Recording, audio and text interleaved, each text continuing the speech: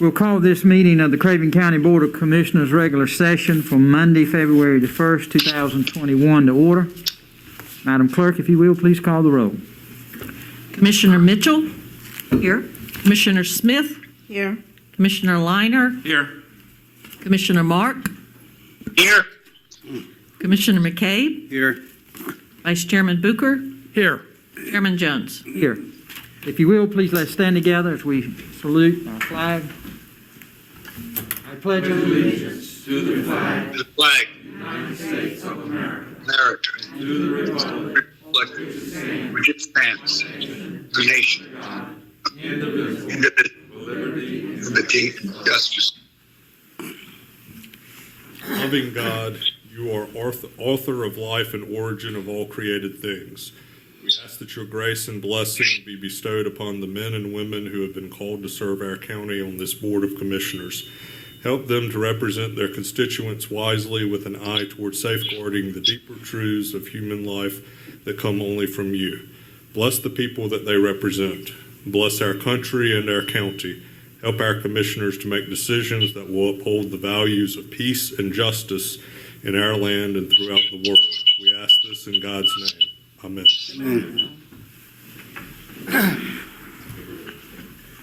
Commissioners, this evening,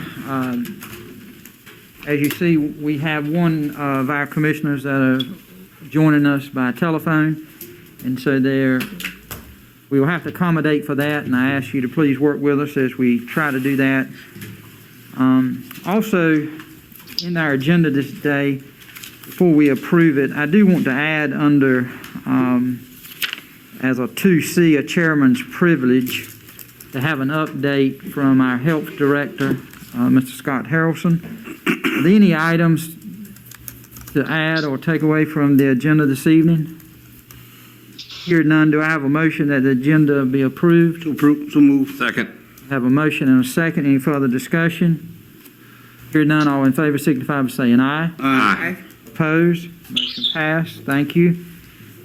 Next is the petition of citizens. Mr. Vice Chair.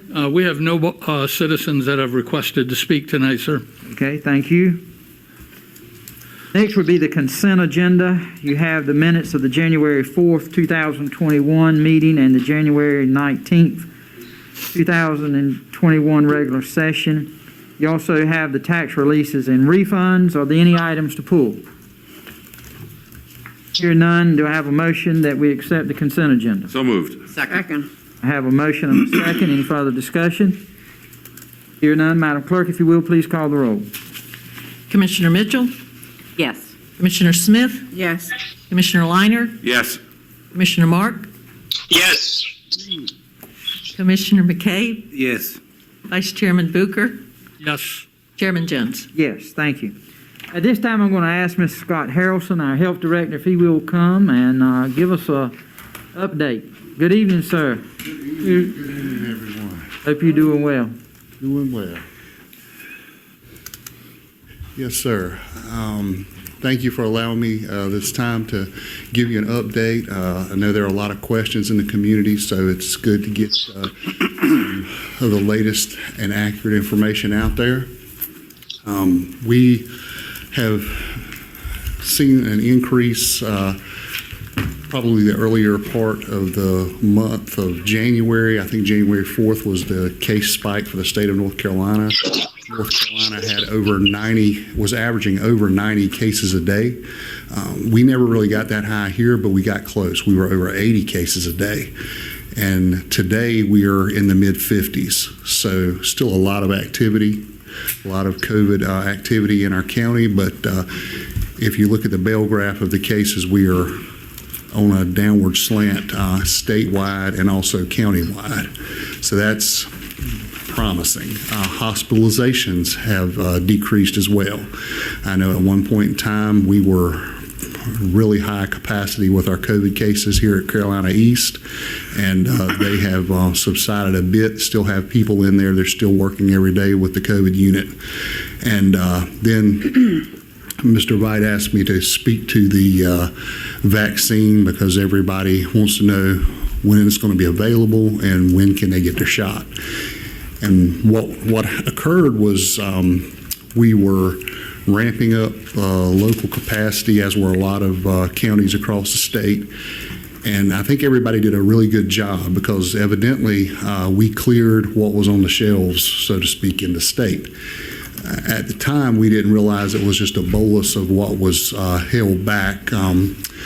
And I guess we were under the impression that that was going to be the new norm, the amount of vaccine we got, because I'd say we got a little shy of 3,000 in 1 week, which was a lot for us. We hadn't received that many at one time. And we worked with Carolina East and CCHC in tandem. We've been sharing and transferring vaccine and each holding different clinics. We have now moved from the health department out to the Riverfront Convention Center. A lot better parking, a lot more space to operate in. I can't imagine a better location to do that type of a clinic. And we've gotten it to the point where there's no wait, no line. In probably less than 20 minutes, you're in and out, you're registered, you have your shot, and you're scheduled for your follow-up appointment.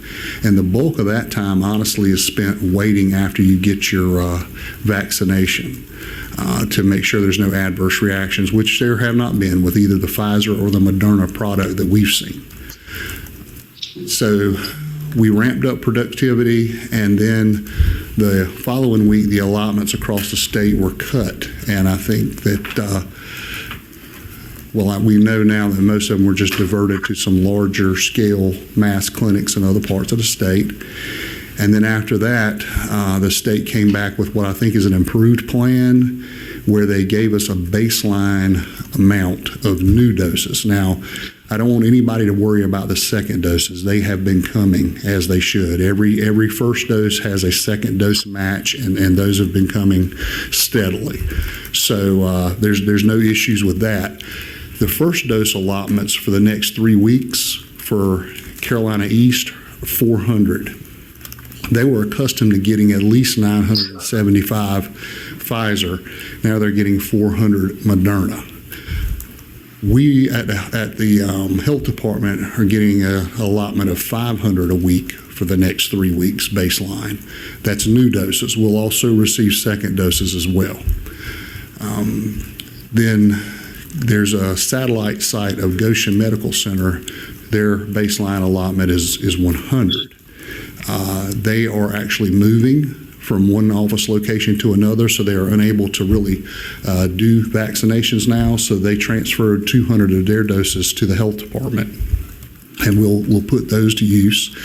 And what we're doing is basically within a week's time, we can move this vaccine really, if we really wanted to, we could move over 400 doses down at the convention center. Our ability is just hindered a bit by the amount of vaccine that we get.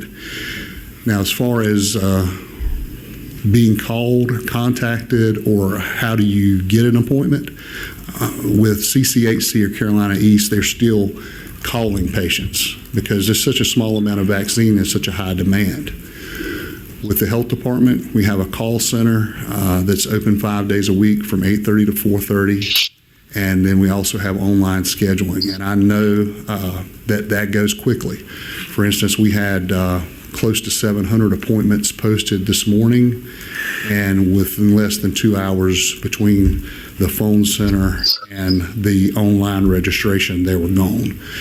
And after speaking with my staff, once they get down to about 100 available appointments online, then they take it down from the online registration, because at that point there's probably 40 or 50 people in the system that are going to find an appointment somewhere, and then they fill in the rest of it with calls from the phone center. And people ask, can I get put on a waiting list? But waiting lists are really not practical in this situation because, for instance, we requested 5,000 vaccine for the week. We wound up getting, with first and second dose, about 1,200 for the week. So we're getting, 1,100 or 1,200 is what we got. I can't remember the exact amount of second doses right off the top of my head. So we're getting about a little over 20% of what we request right now. And therein lies the problem. There's only so many appointments, and the people who have the appointments and come through the system, whether it be at Carolina East, CCHC, or at the Riverfront Convention Center, I think have been well satisfied with the process. And the people who cannot seem to get in for an appointment are very frustrated, and we do understand that. All right, any questions, commissioners? Commissioner Smith? Yes. Considering that marginalized communities are having limited access, fewer and fewer, and if we have to wait until you call us, how can we change that so that more people from the black and brown communities get the vaccine? Because we tend to have greater loss when we get the COVID. And somehow I think it's not maybe understanding the process, knowing how to go through the process, but we need to find a way that we can include more individuals. Yes, ma'am. And, we've talked about different ways of doing that, because as soon as these appointments are placed online or in that call center, said they go quick. 700 can go in less than 2 hours. So I think in order to get at that issue, we probably need to work with some folks within the community, especially for people who they know are just, not able to navigate the system to get those appointments. And then throughout the community, maybe we can allot so many every week or something like that.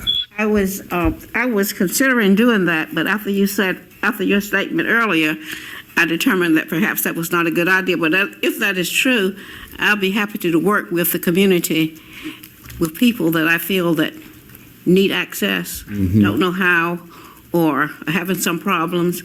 And I know I won't reach everyone, but if I work with you, if you allow me to, I'll be happy to. Thank you, ma'am. To do that. Yeah, we've and the issue I think at hand now is that there's just so much demand for such a little product, across the board. All right, I won't keep it going, but I'd like to talk with you later so that we can get together and see if we can work out something. Okay. Yes. Thank you. Yes, ma'am. Other questions, comments? The Vice Chair? Scott, we've had a number of, all of us, I'm sure, have had a number of people contact us saying, what can I do? I don't know how to get this done. The very thing Ms. Smith was just talking about. We really are, I guess, just so the public understands, we're at the mercy of the state. Right. The state is going to tell us what we get, and there's nothing much we can do other than we can ask for more. Yes, sir. But realistically, there's no way we can force them to give us more vaccine. They're putting a ton of it into the big cities, as I understand, with some of their big centers, like at the convention center in Greenville and in Raleigh and in Charlotte. So a big chunk of what's coming into the state of North Carolina is going to those areas. Yes, sir. And all we can do is keep reminding our governor and our health secretary of Health and Human Services that we want more. And I know you've done that. I know you've been frustrated. Do you have any suggestions for what we can do or what the public can do to change that?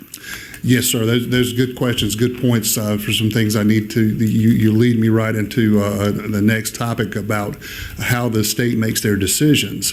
So they've got a 16%, and they're really held at the mercy of the federal government or how much comes to the state. Right now, we're getting about 120,000 doses a week for the entire state, which probably equates to about 1% of the state's population. So not very much. We hear that in the very near future, within the next week or so, we're supposed to be receiving probably a 16% increase, or so that'll be several thousand more doses to go out across the state. And it seems that the deciding factors on what the state has put out to us was, okay, you have to enter your individuals into the COVID vaccine management system, and you have to get rid of the vaccine pretty much within a week's time of receipt. So we've been able to do that. So we've cleared those hurdles. The next things are percent of 65 and older in a county, and we are slightly have a slight larger population or percentage of our population than the state does. And then there's also what percentage of the 65 and older population is minority. That's another factor that they're looking at. And I think above and beyond that, there's just not a whole lot that we can do other than show them that we are efficient, and we've done that. Commissioner Mitchell and then Commissioner McKay. This ties into what you just said and also Commissioner's comments. I had heard through the grapevine that North Carolina was going to change their distribution system so that it was more based on demographics. For example, we're a retirement area. We have a larger percentage of older citizens across all demographics than, say, for example, Wilmington, which is a younger community. Was what I heard through the grapevine correct? If it was correct, when is that supposed to go into effect? Those are the rules now, because we have our baseline for the next 3 weeks, and we're waiting on what additional. So we haven't gotten that information yet, so we'll see where our statistics get us, where we land on their rubric scale. Probably, I'm hoping to hear something this week about some possible additional vaccine. And I know, like Carolina East and CCHC really are, because their normal was 975 and now it's down to 400. So we're actually getting less vaccine now than before our surge shipment came in, the way it stands as it is now. So your guess is as good as mine as to how much we're going to get in the coming weeks, though.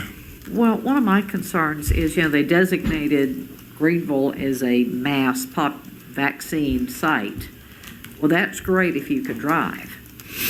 But that's an hour away. It's not the greatest road, and a number of our citizens here either don't have transportation or are no longer drivable. Is there any way that we could also be designated as a quote-unquote mass vaccination site? Is that possibly in the cards?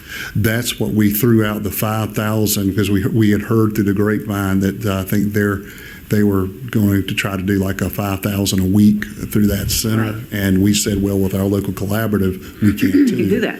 We can. And I think now as much capacity as we may have, it's, we are also getting to the point, because at first we got 100 or 200 doses for the week, okay? But now we're seeing, like last week over 4 days, we gave 1,200 doses. It was a mixture of first and second, but now we're going to see heavier days with the second dose people. And then, if we can get more than 1,100 new doses coming in for the community, plus all of the second doses, we will be busier. But it's definitely going to take longer. Another factor, too, is the approval of the Johnson & Johnson 1 dose. Now, if that comes onto the market and you have that third product out there for us and it's only 1 shot, that would be wonderful if we could get some of that as well. And now it seems like Moderna is more prevalent than the Pfizer. So even the hospital, everybody's getting Moderna. Yes, Scott, I know you have your hands full, but I am in the same situation that Commissioner is in and ET is in. down in the Hollow area, I have a lot of senior citizens and other people here approached me about having a site down at the community center Yes, so sir. that we get the vaccination in that area, because from Adam Creek, New Bern is over 40 miles to get here. And a lot of people don't have that type of transportation. So I appreciate very much if you can work with the county some kind of way that we can set up a site down in the community center in the future that we can get these people vaccinated down in the area. Okay. Yes, sir. You're right. That is a long haul from the southern end of the county to get up to the convention center. And I'm sure that a lot of those folks have not been able to take advantage and get up here and get the vaccine yet. Yeah, especially in the wintertime when it's cold and a lot of people can get out. So I know your hands are full with everything else, but if you can help us, it'd be so significant that it's possible it can happen. Yes, sir. Commissioner Mark, do you have any questions for the health director? Yeah, he mentioned that Johnson & Johnson, is that the time on that is not as much, not, I guess it's not time, but as far as in Pfizer, it's 95%, where Johnson & Johnson is a lot less, if I'm not mistaken. It is. 66 to 70. Yes, sir. I've seen in the mid-60 range as far as efficacy. Yeah. Okay. I just wanted to check on that. I thought so. Any other questions from the commissioners? Vice Chair? Not a question, but Scott, I want to tell you that I've gotten a number of people who have been very, very complimentary of how smoothly it has gone when they do get the opportunity to get an appointment and get their vaccination. So to your people and to you, congratulations for really figuring out how to get it done and get it done smoothly. That's very much appreciated. Thank you, Commissioner Booker. And as you being the representative on our Board of Health, you know those ladies and those people that have set it up, and they're very organized. Jennifer Blackman, Jennifer King, Amber Tabarini, the whole team over there, they've done a great job. Thank you. Scott, we, on behalf of the board, we thank you again for all you're doing and for your staff. I know it's around-the-clock work that you have, and y'all giving it at you all, and we thank you.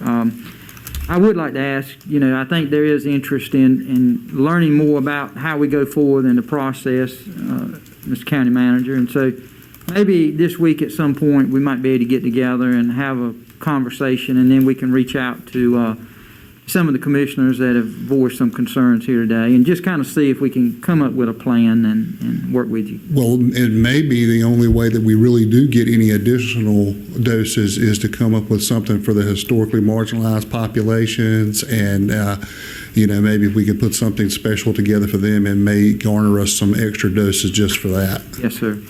All right. Thank you. Do you have anything to add, No, Jack? sir. I would echo what Scott just said. I think looking at the data I saw this morning, I shared some of it, or you shared it with me, I can't remember, but you're going to have two paths, your normal path and then the equity path. And you got to figure out how you can adjust both to get the maximum number of doses. So, Scott, I'll call you and see if I can get something scheduled. Commissioners, we will work on that this week, and so thank you again for being here. Appreciate it. Yes, thank you all. Thank you. Okay. Next item on the agenda is the Tax Department, a report of the unpaid 2020 taxes and tax lien advertisement date. Mr. Ronnie Antry, good evening, sir. Good evening. Members of the board, commissioners, as you know, each time this year I'm required to report to you the amount of unpaid taxes for 2020 that are a lien on real property. And for this year, that number is $1,999,668.64. That figure yields a current collection percentage of 95.08, which is up from last year. Last year's percentage was 94.89. So we have less uncollected tax at this same time this year than we did last. That's a good thing. Mr. Antry, could you say that number one more time, sir? Yes, I can. It's $1,999,668.64. $999,668.64. Thank you. Mr. Antry, if you don't mind, we have a new commissioner here with us, and just go briefly, once it's advertised, and the process after that, if you will. Yes, well, part of what I ask the board to do at this time is to authorize me, as the statute also requires, to advertise the liens in the newspaper, in a paper of general circulation in the county, which in Craven County is the Sun Journal. So I've asked the board to advertise those liens on April 12th of this year. That's when the delinquent tax list, the unpaid taxes on real property, will be advertised, which is the first step in the foreclosure process. All right, Commissioner Smith. What percentage of this do you really collect? Well, by June 30th, we collect close to 99%. When we closed out June 30th of last year, we had collected 98.85% of the levy. So it does increase each month. Other questions for Mr. Antry? Hearing none, do I have a motion? Make a motion to. Second. I have a motion and a second. Any further discussion? Hearing none, Madam Clerk, if you will, call the roll on this, please. Sure. Commissioner Mitchell, Yes. Commissioner Smith, Yes. Commissioner Liner, Yes. Commissioner Mark, Yes. Commissioner McCabe, Yes. Vice Chairman Booker, Yes. Chairman Jones. Yes. Thank you. Thank you Appreciate it, very Ronnie. much. Appreciate what you do. Thank you. Next item is on the Finance Department, budget amendment for the City of New Bern Utilities. Mr. Craig Warren. Good evening, sir. Good evening. I have one item on the agenda for you tonight, and that is a budget amendment for the City of New Bern Utilities. Recently, the county was notified by the City of New Bern Utilities Department that multiple billing errors have been discovered across several county utility accounts, resulting in incorrect consumption and unbilled electricity usage, amounting approximately $69,064. According to the city's utility department, these billing errors date back to August 2019 and consist of multiple keying errors on meter reads and the application of an incorrect multiplier at the Human Services Complex. The departments most impacted by these errors were Health, DSS, and most recently Parks and Recreation, when they were notified in December of additional billing errors associated with lighting at Creekside Park. The city's customer service policy allows for the repayment of the unbilled utility usage over the course of 12 months. However, staff thought it would be better to elect to resolve this in the current fiscal year rather than to let it roll into next fiscal year. Now that the current bills have been adjusted to reflect both the unbilled usage and the corrected multiplier, a budget shortfall of $203,500 is projected in the utility budgets of DSS, Health, and Parks and Recreation departments. With the DSS portion reimbursable by the state at 50% and the actual revenues coming in higher than anticipated at our Health Department, staff proposes that the following budget amendment increasing budgeted revenues in Health DSS and appropriating additional fund balance of $133,000 to cover the amount needed through the remainder of the fiscal year.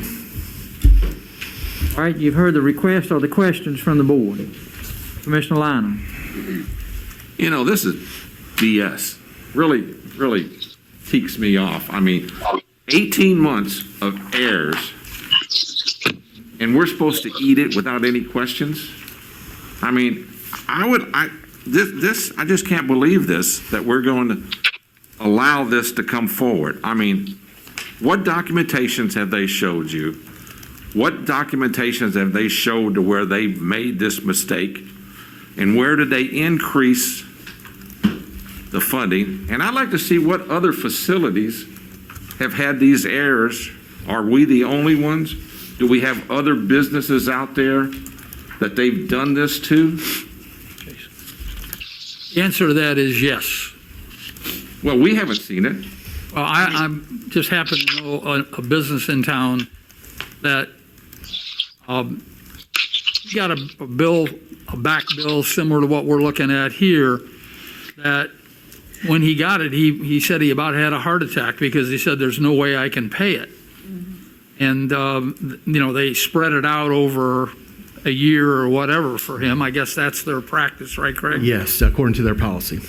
So, But I mean, we're taking this on face value. I don't know how many others there are, Commissioner, but I do know of one for sure because he made me aware of it. Well, I think we need to know what other people are being screwed, and I put that out there. This just seems wrong without knowing all of the facts of how this transpired, how a department could get away with 18 months. They've had to have an audit during that time frame, and it's never been caught by anybody. You want me to take a shot? So I talked to the city manager. We told you about this at your work session, December Yes. 7th. December. Yep. Briefed you. So I talked to the city manager, and two things. One is, you're exactly right. We are not the only one. And he said, matter of fact, we weren't close to being the largest. So not that made me feel any better. I guess it made that we weren't being looked at in a vacuum. The second thing, I talked to him a little bit about the problem with the public entity of going back this far, meaning we're paying for things in arrears for something that happened in the last fiscal year, right? 12 months ago, we were in a different fiscal year. Why in the world are you looking back 12 months? And his response to me was, we could look back further. So, I didn't get the sense there was any inkling to work with us on this. I mean, I think they've got so many of these that they're having to treat everybody equally, which I certainly understand. But I did share with him the burden this place is on the county, that we're sitting here mid-year in a budget and we got to find $203,000 to get through the year. That doesn't count for what we've got to budget and put in the budget next year. We know we're starting $203,000 behind from what we budgeted. So it's a problem. He referenced other large things like the hospital. I believe he stated the schools. I did check with Dr. Doyle. She didn't know of anything specific on that. He named off a couple other facilities that had the same issue. Well, I'm not looking for any favoritism. I'm not looking for anything for us. I think for across the board for everybody. Why you go back this far for a mistake you made? Well, sir, You made. These people paid on good faith on what the city told them they owed. as far as I'm aware, and I hope, Craig, I shared this correct with the city manager, that if we made some type of mistake like this in our water system, we wouldn't look back. We would not go back if we made the mistake. No, we would correct it and move forward, and yes, you'd have to pay a higher rate, but we wouldn't look back 12 months. Well, I don't think any sane business is going to go that far back and everything else. I mean, this is the board's call. I'm not voting for it. So a couple additional details that I found out a little bit later over just some discussions with the utilities department is that there were two defective transformers, I guess they call them CTs, that went out in August 2019. So they replaced those CTs. And for something happened in the system, they said, is that the multiplier of what used to be 288 multiplier was adjusted to 120 by mistake. So that is the difference of what we're now seeing, is that they've added that multiplier back at the higher level. And so our monthly bill was averaging at Human Services Complex around $3,000, and now it is at $9,000. So that's about a $6,000 a month increase. The monthly bill at our Parks and Rec was averaging about $4,500 per month, and that went up to 9.6 or 9,600. So roughly about a 5,000 increase. This is for the remainder of this year. What's this do to us for next year's budget? $500,000? Well, it means you start that far in the hole. We're going to have to see what the new bill averages are, and we'll have to figure out new utility rates, but it's not going to be the same as what you budgeted this year. So based on what we know, if you're putting $203,000 in now, you're more than likely going to put it in July. Or, Craig, we don't know if there's other accounts. At least about 160,000 additional. We know that the 69,000 is just Correct. back billings, but That's correct. But you also know you're only budgeting 6 months moving forward, so you got to go 6 months back to get the full year at the current multiplier.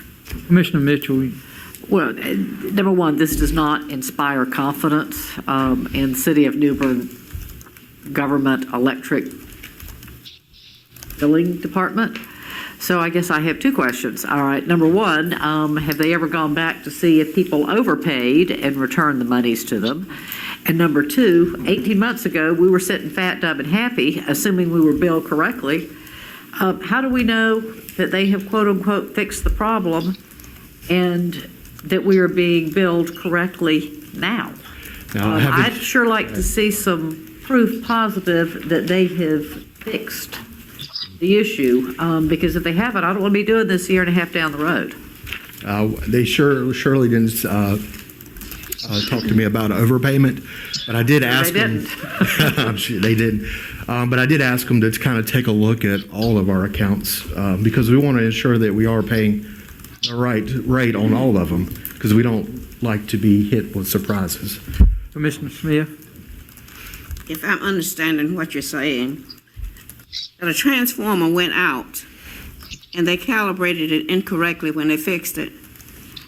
What was the payment before the transformer went out? I wonder how, if we're looking at how it went up, what happened before the transformer went out? I'd like to know if the price dropped when they recalibrated the transformer. Are you understanding where I am? Mm-hmm. Because if it was calibrated wrong and caused the price to be less than they were paying ordinarily. For example, if you paid, say, $6,000 from April until, say, June, then the transformer went out and the price dropped to $4,000, then I can see that. But if the price was comparatively the same up to that point, I'm questioning why the transformer is making that difference. Yeah, I didn't go back and look that far back in history, but what I did see is that in 2019, because they had Electricities do an analysis, because we just weren't going to take their word for it, we kind of wanted them to send us some more data, and so I passed it on to our maintenance department, have them also look at it. And what we could tell is that multiplier was the biggest thing causing that change in the consumption, which then in turn increased the bill.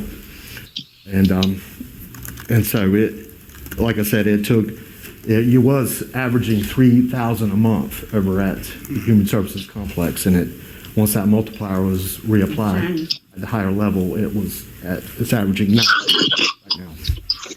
Chair, can we do a little bit more research on this before we decide to vote on this? I don't think that it's going to change. It is So you what it is say right we now. have to pay for this? I believe so. We get their service. Commissioner Mark, do you have any questions? No, I remember this when it came up originally. I would agree with what George is saying. And that they should show us why it happened and how it happened and how they're going to correct it. I think one of the things that we do need to go ahead and put out a disclaimer and a warning about is because of the increase that we're seeing at Parks and Rec, come budget time, commissioners, we will possibly have to increase the fees that we charge for the use of the facilities there and for lighting. We all already get calls from different leagues that are out there and that are struggling financially, and by what I'm just heard you say, that it was $4,500 a month, and now it's $9,600. That's at the Park and Recreation. So that's which double. there is no offsetting revenue other than the fees that we charge for the use of the parks. So that's double, and so unless we're going to take and subsidize it, we're going to have to take a look at that going forward. And so I just say that as a disclaimer to those that may be listening tonight. As we have budget discussions, it's not something that we want to do, but it's something that it's been forced upon us to do. So, all right. Do we know Lawson Creek? Do they have lights and stuff out there? At Lawson Creek Park? Yeah. Sir, I don't believe they do. Commissioner Mitchell, do you remember if there's lights at Lawson Creek? I think they do have lights out there. Maybe that one field. Been that's so long all- since I've been anywhere, I don't know. I don't, Do you know? Okay. All right, what's the desire of the board? Do we have an option? I'm sorry, I'm talking out of turn. let me, yeah, I'll take that one. You do have an option. You can say no, but the problem you're gonna have is your utility account numbers are gonna go to zero, and you're gonna be out of balance, and you're not gonna have any money to pay the bills. So you really, I mean, your option is to put the money there, because the bill is, the multipliers are gonna be what the multipliers are. And we're already in Parks and Rec, I believe, with a couple bills, we're gonna blow the budget. And remember, one thing this year, I might have mentioned this to the chairman, because the leagues, because of COVID, went longer into the fall, we used lights a whole lot more than we normally would. I mean, we were playing baseball in November this year, which you don't ever do that. So I think it's either do it now, or we're gonna be back in a month without money in the budget, not able to pay the bills. What happens if we don't pay the bill? They cut you off. Cut you off. What, Do the lights stay on all the time? No. A certain time goes off. At the ball That's when there's field. activity at the field. Okay. Commissioner Liner? if we decided, this board decides it instead of paying, and we give you the money, we put the money in the budget, but we only pay it monthly.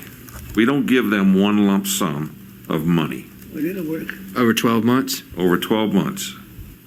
I mean, is there any interest or anything charged or anything? Nothing. No interest. Yeah. Okay? This eats at me. It will be paid, but We pay, but we give them over 12 months, we just give them monthly payments carry them a little bit. On the 69,000. on whatever we owe them. Because the 69 is in arrears. So we'd have to add that to our monthly bill for 6 and then have 6 in next year's budget. So I was kind of anticipating us kind of getting it out of the way in this fiscal year. That way it didn't affect us on our budget. No, but it sure next makes year. them whole. Right. It does. I'd rather not solve their problems all in one fell swoop. We could budget the money and pay it off, which is what this says, It makes sense. but then pay it off over 12 months and let them stretch their nickels like we're going to have to. I like that. How you feel about it? All right, I need a motion. I'll make the motion I sucking it. What's the motion? that we authorize the funding in the budget for what they're asking for, but we pay it off over a 12-month period. I have a second. Second. I sucking it. All right, staff, do y'all understand? Yes, Is it sir. going to work? Yeah. All right, discussion. I'm hearing no discussion. Madam Clerk, please call the roll. Commissioner Mitchell, Yes. Commissioner Smith, Yes. Commissioner Liner, Yes. Commissioner Mark, Yes. Commissioner McCabe, Yes. Vice Chairman Booker, Yes. Chairman Jones. Yes. Thank you, sir. Thank you. Thank you, I George. appreciate it. All right, next is appointments. First, we have our list of pending. Do we have any commissioners that have any nominees for any pending appointments? Commissioner Chair, Lyon? if possible, the Aging Planning Board, you don't have in your packages, but I have 2 applications for those 2 seats that are available. I have a Miss Anita Maria Douglas and a Lauren Stevens Gardner that will fill the seats of the 60 years and older group. If I could put those in nomination. All right, commissioners, do we have any objection of accepting the nomination and attending to it tonight, or would you rather to wait till our next meeting, or are you good to proceed? I'm good proceeding. Proceed. All right, here, do I have any other nominations? It's been on our list for some time, so if it's all right, we will accept it by acclamation. Thank you, Commissioner Liner, for helping us to get that one off. Appreciate that. And you see the other list of pending appointments there. All the commissioners, please take note of that, and if you will, continue to please help us in filling these seats. Under current, tonight we have fire tax commissioners, Mr. Alan Gaskins from Township 1 Vanceboro, Mr. Chris Weatherington from Township 2 Little Swift Creek, Martin Hernandez from Township 6, and Mr. Dallas Brown from Township 8, West New Bern. I just will tell you that I did make contact with the fire chiefs of Vanceboro, Little Swift Creek, and of West New Bern and their presidents, and they have confirmed that these individuals are willing to serve and that they are in support. I did not follow up with Township 6. So. I cannot get up with Martin for Hernandez, so if we could hold this until our next meeting, it'd be appreciated. Okay, all right, then we'll hold up on Mr. Hernandez. We'll begin with Alan Gaskins. Commissioner Mark, are you in favor of his reappointment? Yes. Okay, we have a nomination. Do I have any others? Hear none, it will be accepted by acclamation. Mr. Chris Weatherington from Little Swift Creek, Commissioner Mark. Yes. All right, any other nominations? He will be accepted by acclamation. And Mr. Dallas Brown. I nominate him, please. Okay, we have that nomination. We hear any others? Hear none, he will be accepted by acclamation. Next is the Fireman's Relief Fund Board of Trustees. You have Mr. Theron McKay from Harlow and Mr. Carl Jarman from Township 9. I would ask that both of these individuals be reappointed if the board will so agree. You sure you want to renominate them, sir? Yes. Do I have any other nominations? No. Hear none, they will be accepted. Oh, All right, you see your upcoming terms expiring in February or March. Fire Tax Commissioners, Highway 70 Corridor Committee, and the Fireman's Relief Fund Board of Trustees. Please take note of those. If they're in your district, I would ask you to please reach out to them and discuss it with them. Any other nominations or appointments come up tonight? Hearing none, we will move to the County Attorney's report. Mr. Eric Grady. Good evening, sir. Good evening, Mr. Chairman, Commissioners. I have one item for your consideration this evening. It is an initial offer to purchase county-owned real estate. The county acquired this parcel through a tax foreclosure some years ago. The property is located on Sand Hill Road out in Dover with a parcel ID number of 3058071. The offer is for $1,750. The taxes that were originally foreclosed upon and the cost of that proceeding were $2,410.39, and the current tax value of the property is $2,700. As the board is familiar with, if you accept this contract, we'll put it out for the upset bid process, and it'll be back before the board for final consideration in a couple of meetings, and we do recommend that the board accept this offer and put it out for upset bids. So moved. Second. We have a motion and a second. Any discussion? Hear none, all in favor signify by saying aye. Aye. Aye. Thank you. That's all I have this evening. Thank you. Next item is the petition of citizens on a general topics. We have none. Mr. Vice Chair says we have none. Next will be the county manager's report.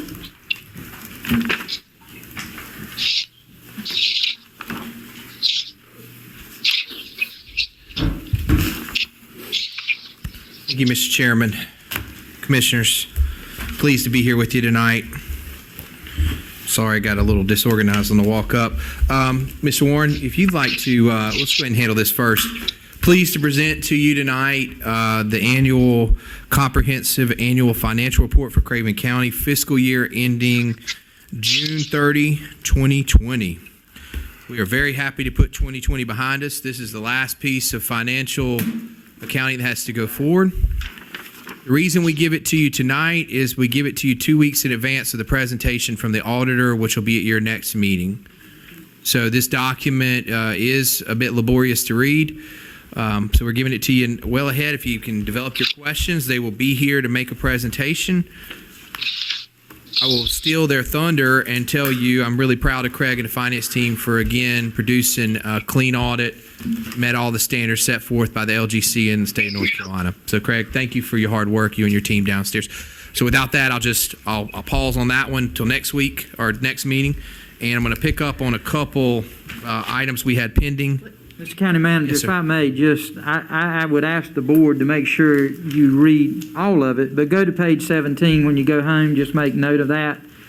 And just take note of page 17 of our beginning fund balance and our ending fund balance. I think that speaks volumes. There was only $5,392 difference through the whole year. And I think that tells you what kind of staff we have here in Craven County. We usually call it hand grenades and horseshoes, but we got pretty close this year. $5,000 and $100 million budget's pretty good. Yep. Thank you. Sorry to interrupt you, but Thank you. Couple things to update on.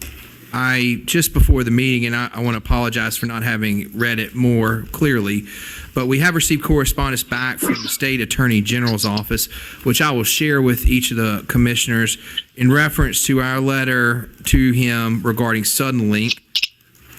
I'm going to just turn to that letter real quick. I'm going to just read you a section. I'm going to skip all the pleasantries, but basically it says the North Carolina Department of Justice is authorized by statute to investigate unfair and or deceptive business practices in or affecting commerce in North Carolina and to take appropriate legal action to remedy such practices. Based on concerns raised by North Carolina consumers regarding Suddenlink, we request an urgent meeting to discuss these matters. Prior to the meeting, please review your records to identify complaints that Suddenlink has received from consumers in North Carolina concerning issues similar to those raised in the attached letters, which are, of course, from towns, cities, and counties in Eastern North Carolina.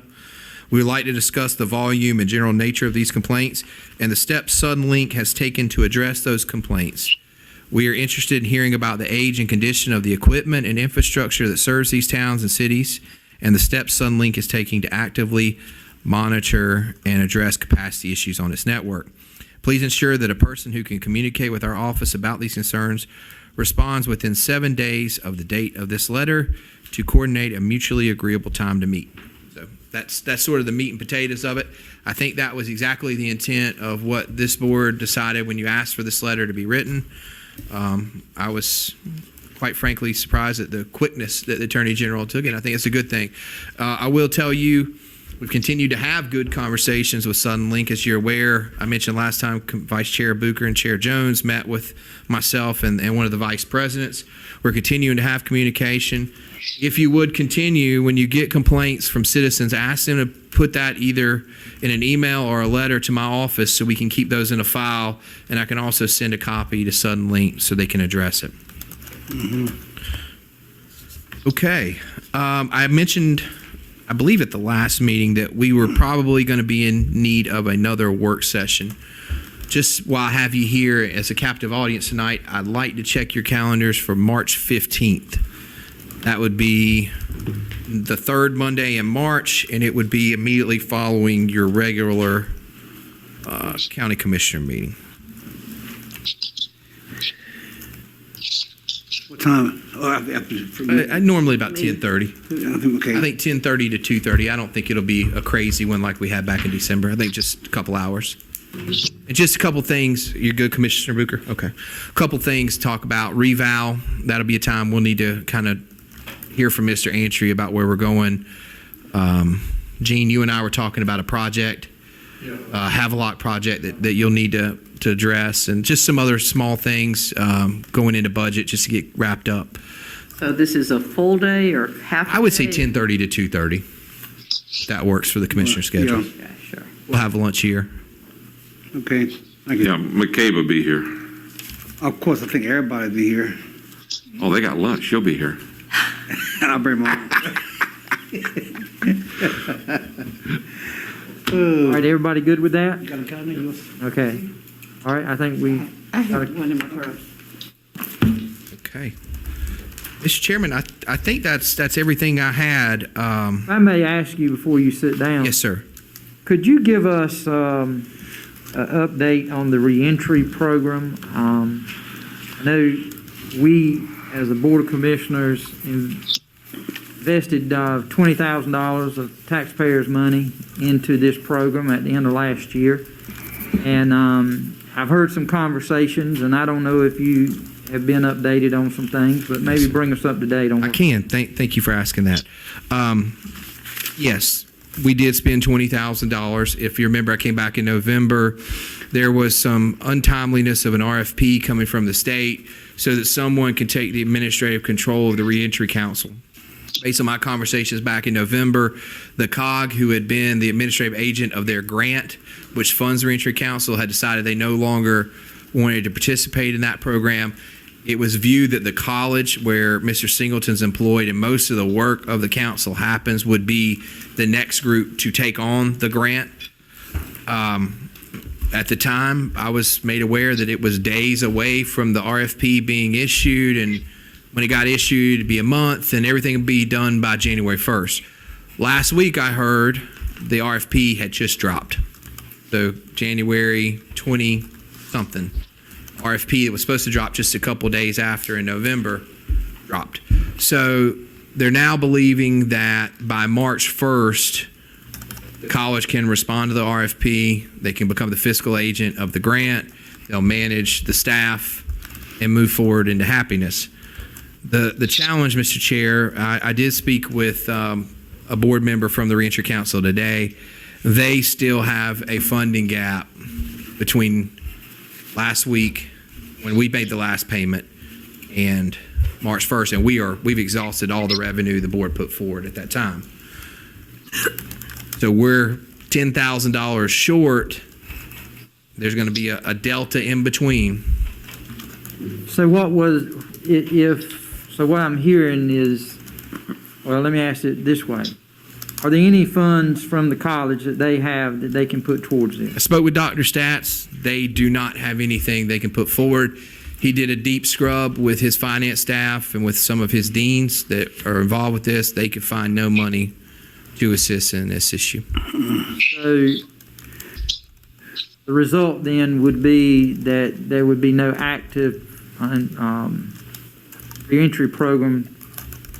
Is it already stopped? I mean, have they already stopped? It's on the verge of having to slow down drastically. They could not restart until March 2nd. That's correct. And the problem is, what they do now, the way the grant is, you can't pay yourself back. It's only moving forward from the day you sign the contract. So anything in this delta, it's done. Commissioner Liner. Mr. Chair, we've been fortunate in this program that was set up years ago, where we have really had no skin in the game for this. The state has come up with all of the money, and for us to sit here having $20,000 already invested, knowing that you're going to have to lay off those staff and the reentry people that's going through it.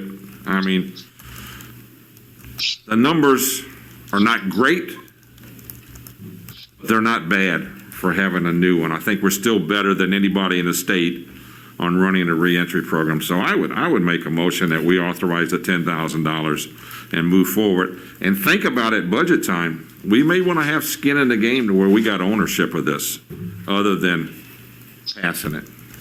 I'll second that motion. All right, you have a motion and a second for $10,000 $10,000. for the reentry program to carry them through the 1st of March.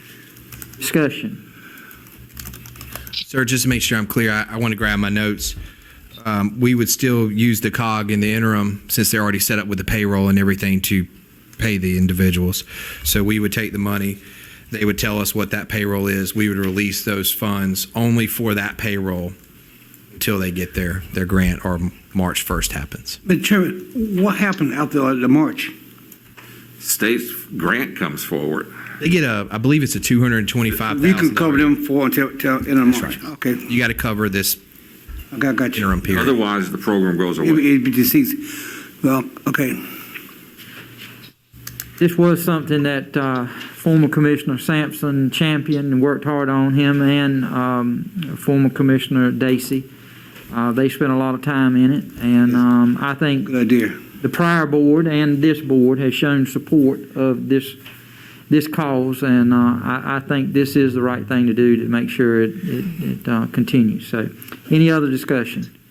Here none. We have a motion and a second to give to the reentry program to be administered through the COG through March the 1st of $10,000. Madam Clerk, if you will, please call the roll. Commissioner Mitchell, Yes. Commissioner Smith, Yes. Commissioner Liner, Yes. Commissioner Mark, Yes. Commissioner McCabe, Yes. Vice Chairman Booker, Yes. Chairman Jones. Yes, thank you. Thank you, George. All right, does any of the other commissioners have any questions for the county manager? All right, Thank you, Mr. Chairman. thank you. I Commissioners. appreciate your report. Yes, sir. All right, commissioners report. Commissioner Mark, we'll let you go first. I have nothing to report, Mr. Chairman. All righty, sir. Commissioner Mitchell. I'll take this off so that I can talk a little bit better. Number one, I'd like to say thank you to everyone who expressed their condolences on the death of my father and who were so supportive when my whole family was down with COVID. So thank you very much. I appreciate my friendships here very much. Start off, the Traveling Vietnam Wall will be in New Bern at Lawson's Creek Park, April 6th through 11th. This was originally scheduled for this fall. It was canceled during COVID. It is back on the books, so April 6th through 11th.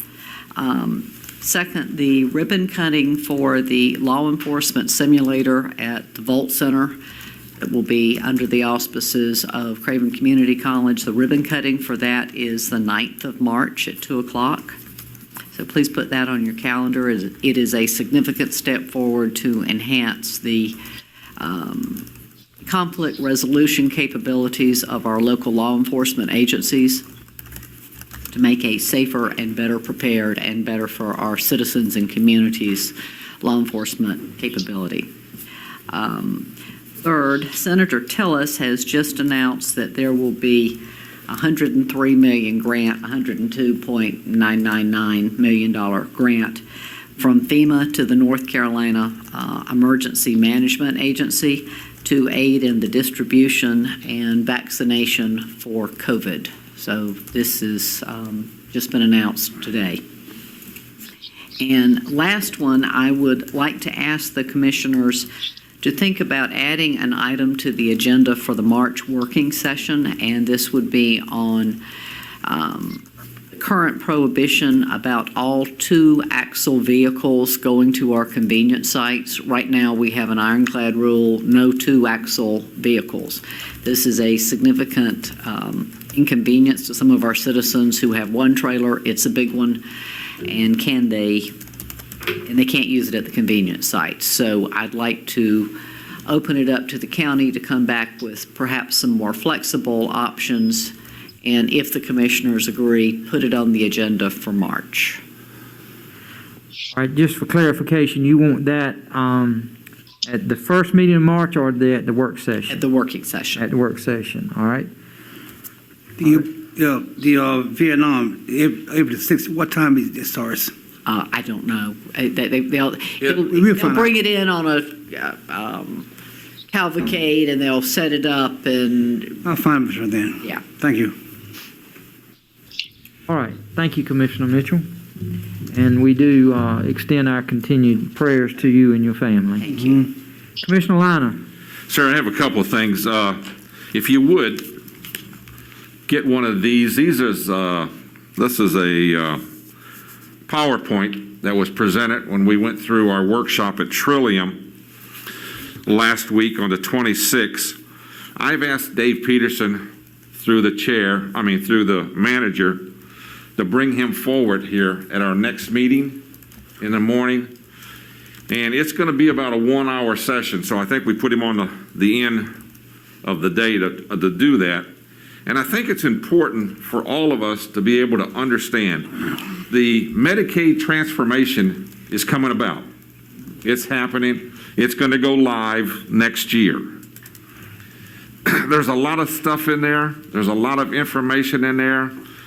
My concern is, and what scares me to death, is we're going to lose a lot of people in this system.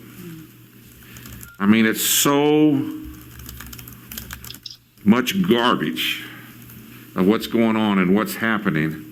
We went through this last year, if you recall. The health department went through, registered people, not the health department didn't, but they brought in the insurance company who had the contracts, registered these people. Then the state fell through and they dropped it. Supposedly, they've gotten the word out. If you registered last year, it's no longer valid. You got to re-register. You got to come through.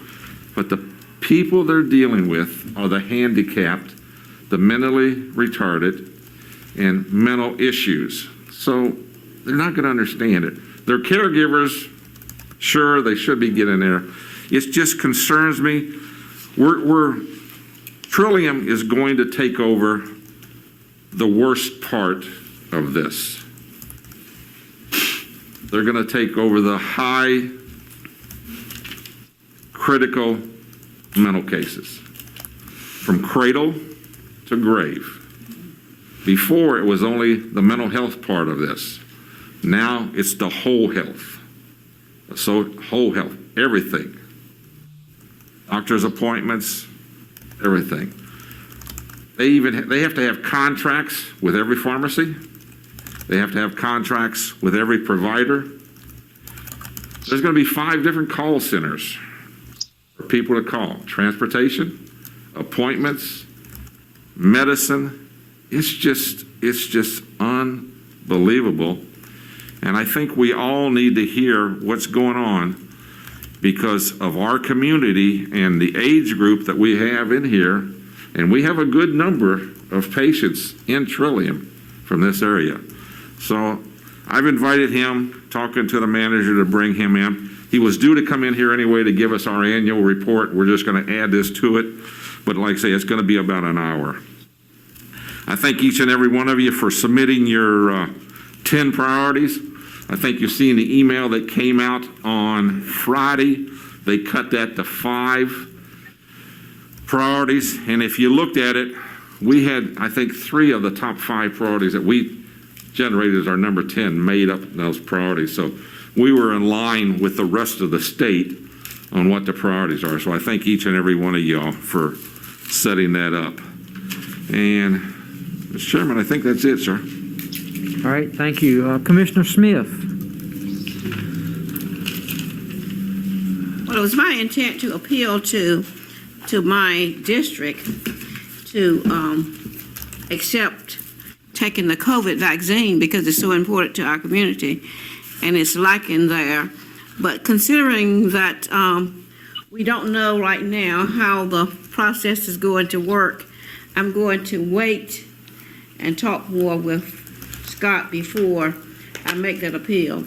I do say to all of you and to all of our citizens, this is a very important issue, and we all recognize that.